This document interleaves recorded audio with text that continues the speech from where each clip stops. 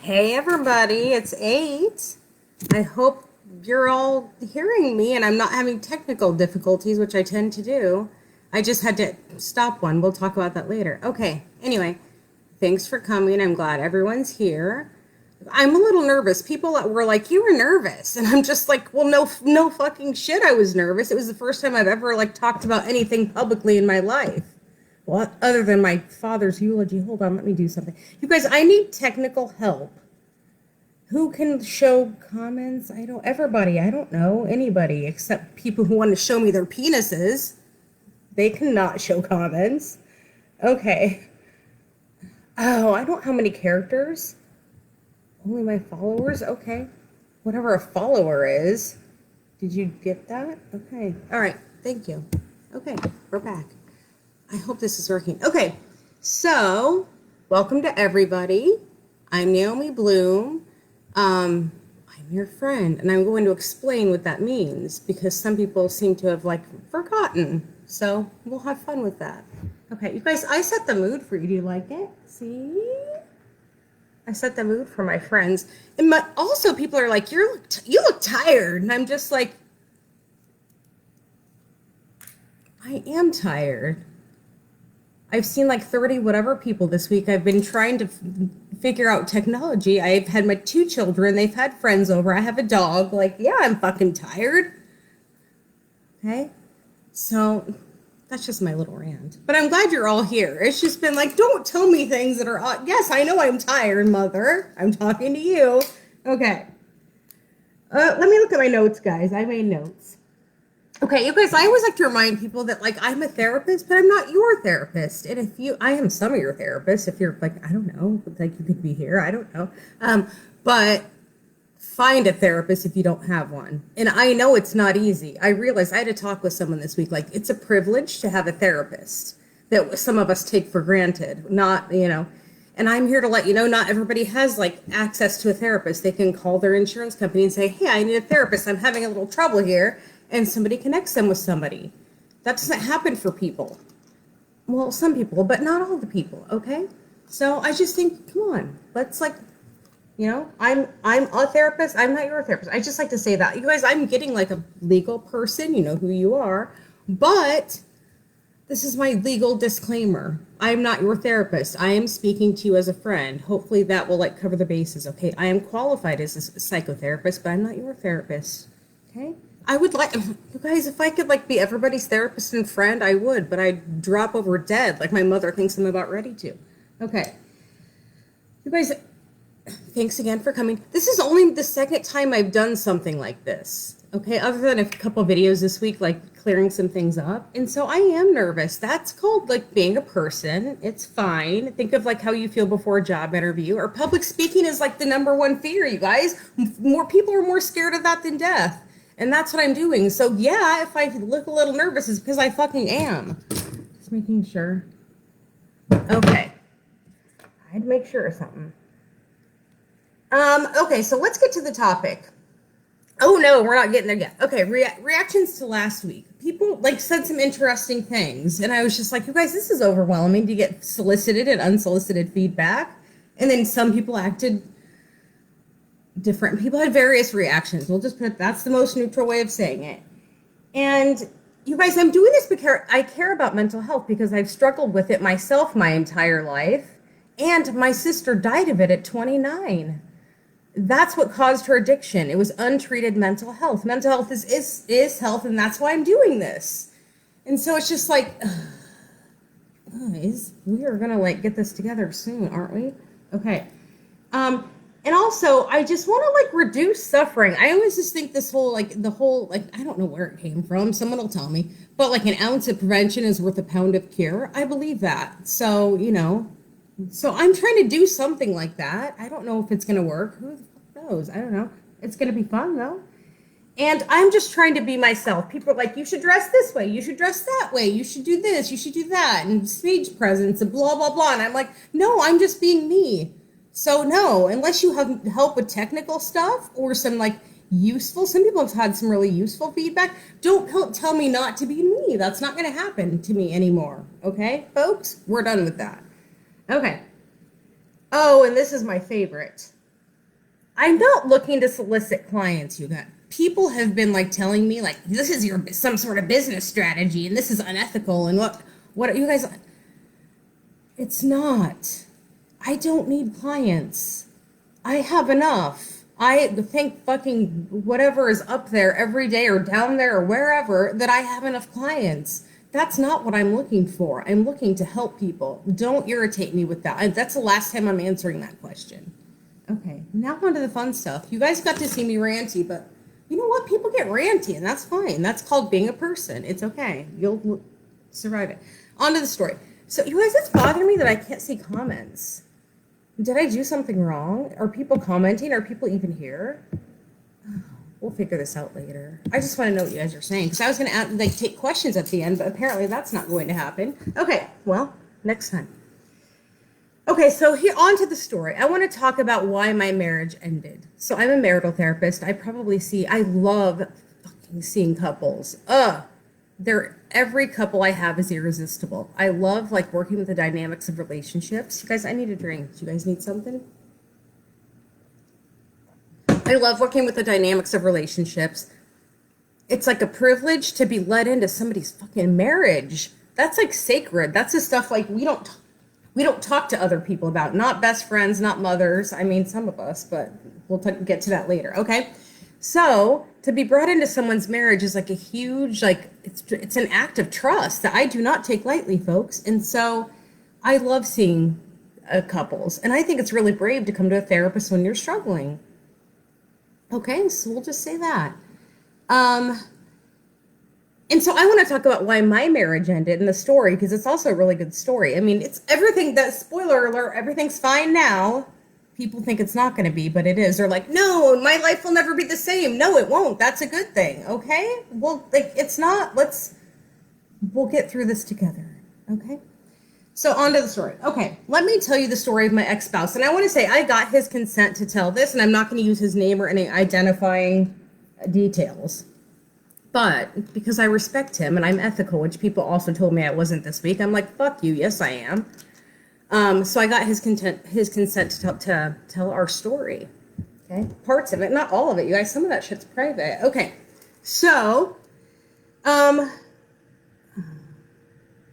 think it's important when a marriage ends or a relationship, we're all busy blaming the other person, and they have their part of the deal too. You guys, Weebles might need me to let him out. They have their part of things too, but so do we. And we need to like look at ourselves and be like, what was my part of that marriage ending? I wonder if I had anything to do with it. Maybe it's not that the other person is just completely an asshole. Well, they might be, but you might be too.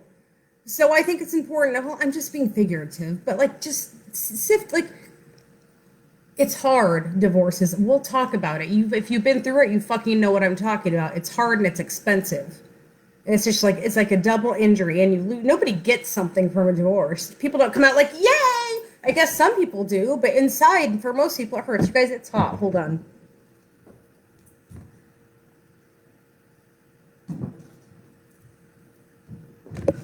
Okay, I'm back.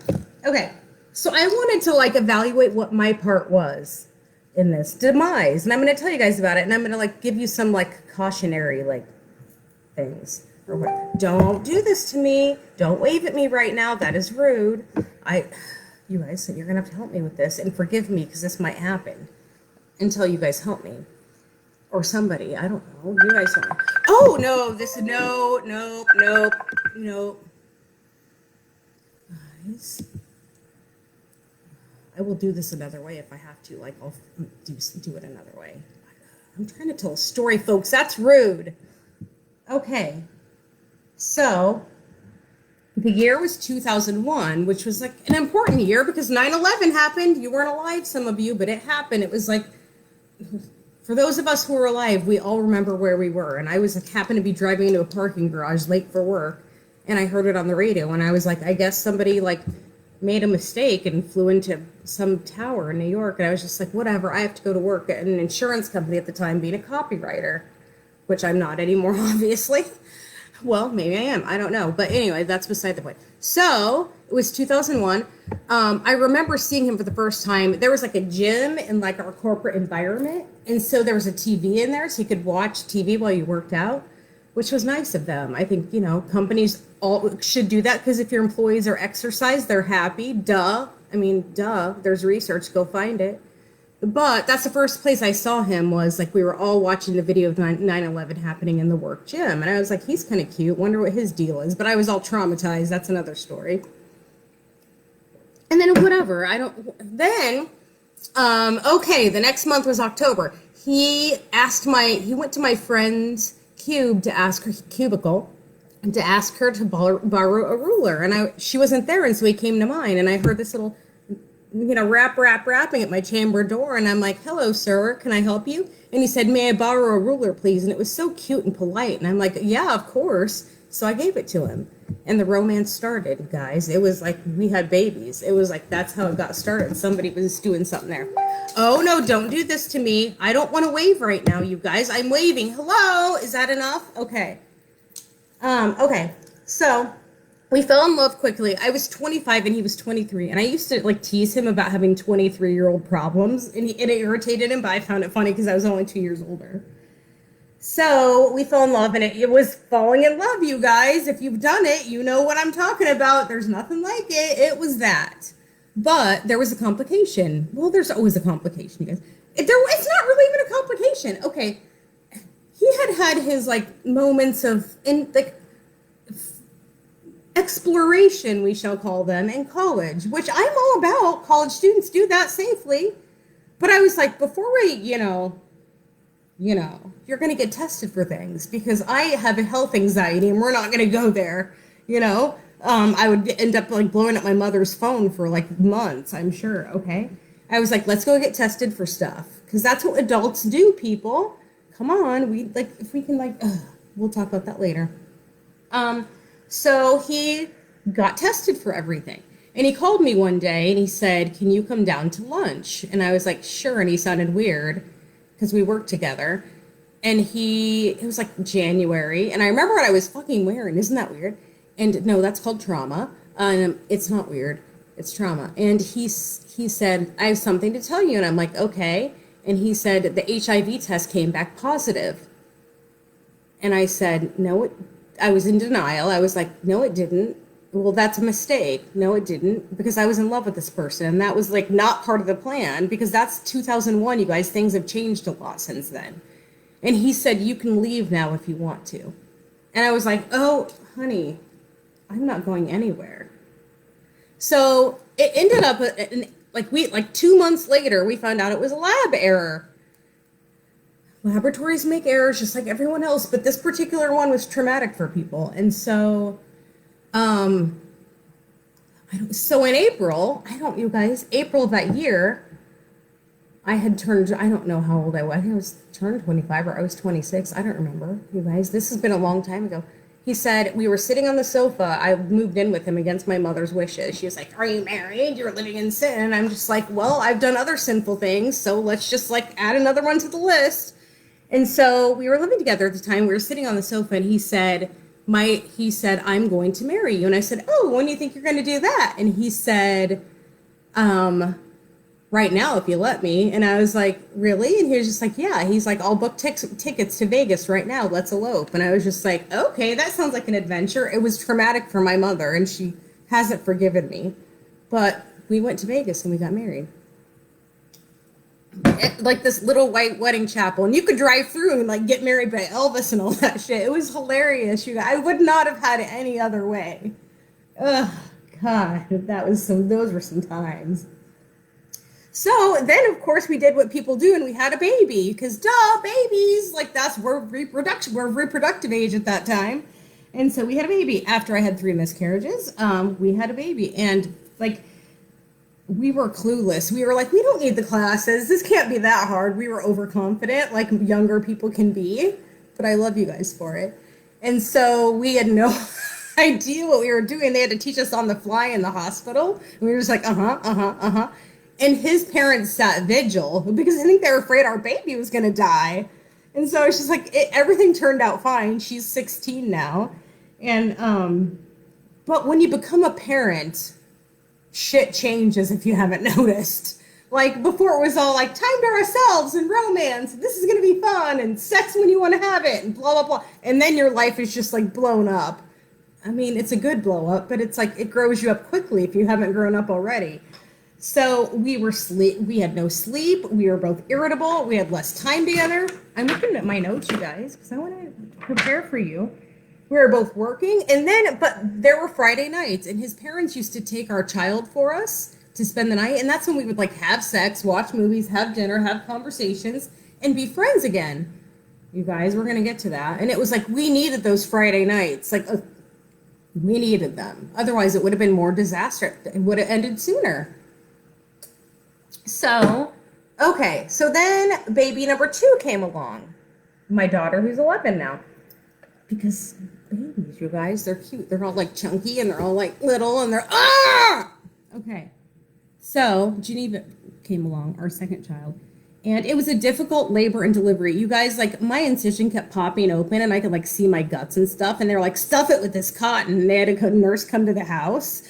And they tried to show him how to do it, my ex. And he was like, he nearly passed out.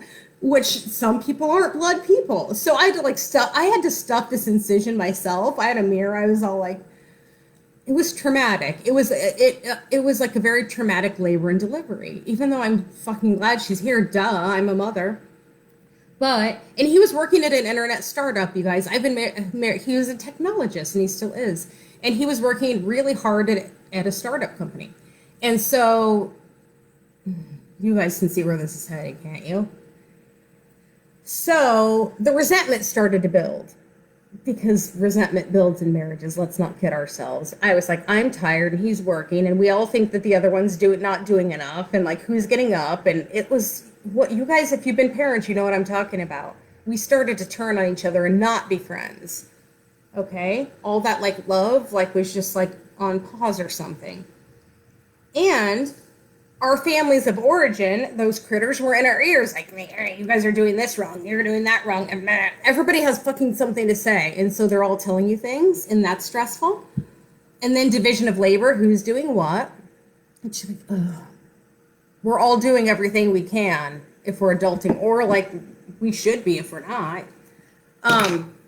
So, and then there was money, there was work stress, differences in child rearing, all of that stuff.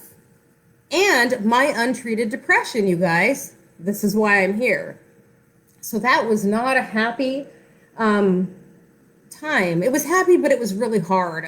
I'm so fucking glad Geneva was here, but like it was a difficult time, okay? She's not what caused it. Kids of divorced parents, it was not you. These were pre-existing conditions your parents had. They just didn't deal with them. And then when you got here, they had to deal with them or they didn't, okay? Don't blame yourselves ever. That will make me mad. Okay, so here's what I want to talk about. What did I learn? And so we ended up getting a divorce. You know, you guys, a lot of you guys have been there. It's not fun. It's expensive. It's traumatic. Like I said, nobody comes out of it happy. And if they are, it's temporarily because they're infatuated with someone else. But that's a talk for another time. Okay.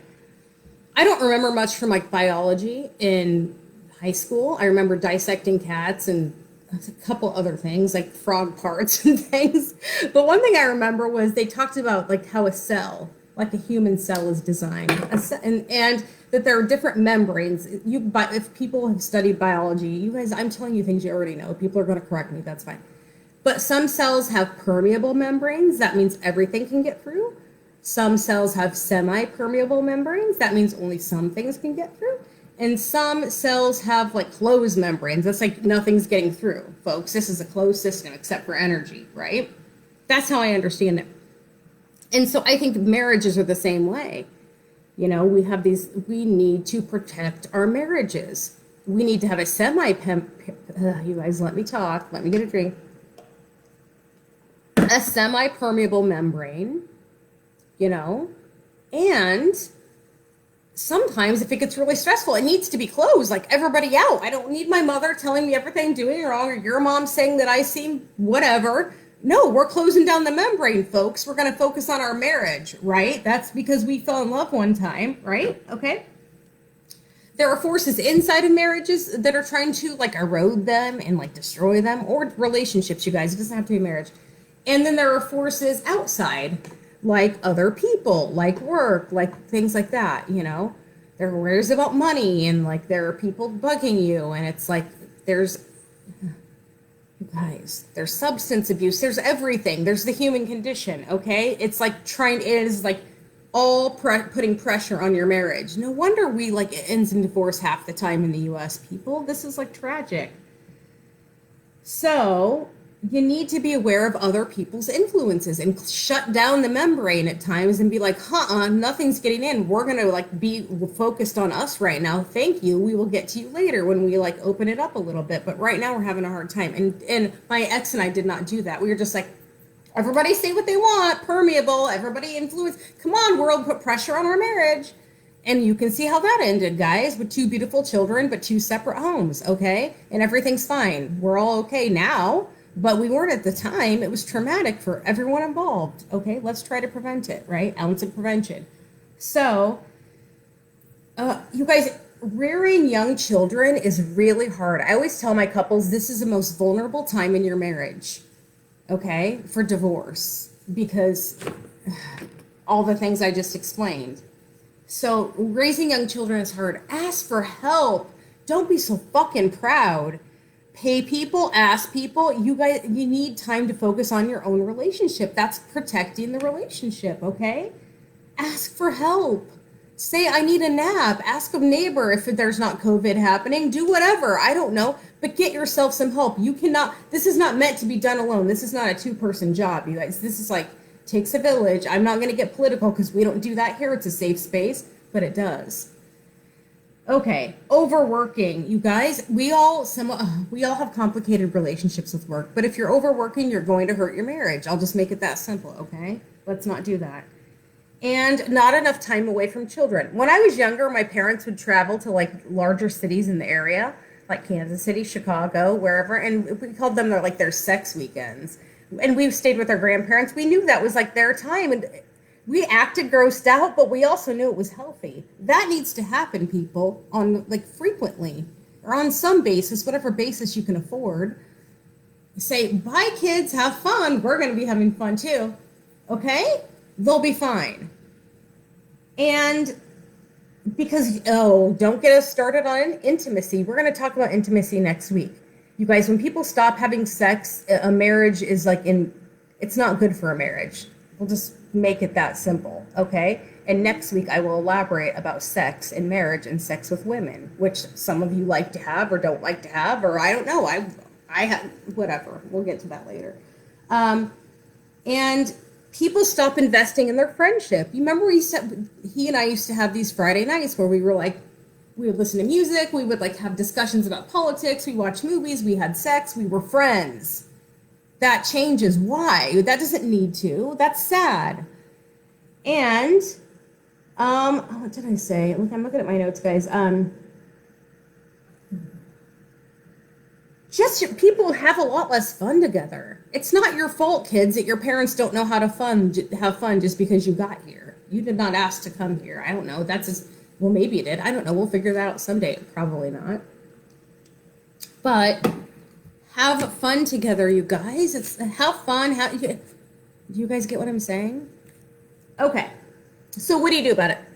You guys don't know this, but I have a business degree. My parents were like, get a business degree, because that's another story. And so I did. I have a degree in marketing, even though it's clearly not what I'm doing now, but now I find myself doing it again, which is weird.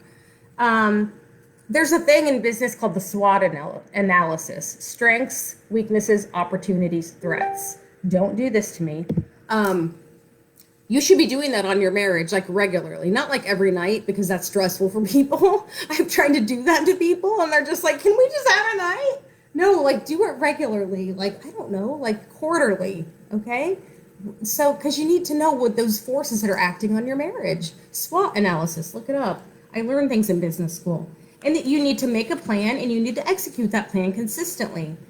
And intimacy, asking for help. We covered work. You need to set boundaries at work, you guys. If they fire you for setting boundaries, that you need to have a life too, and that you have a spouse and like a family, then fuck that company. Find another job. And I know it's not that easy, but they shouldn't have you. They don't deserve you as an employee if they don't want you to like have a life and be a full person.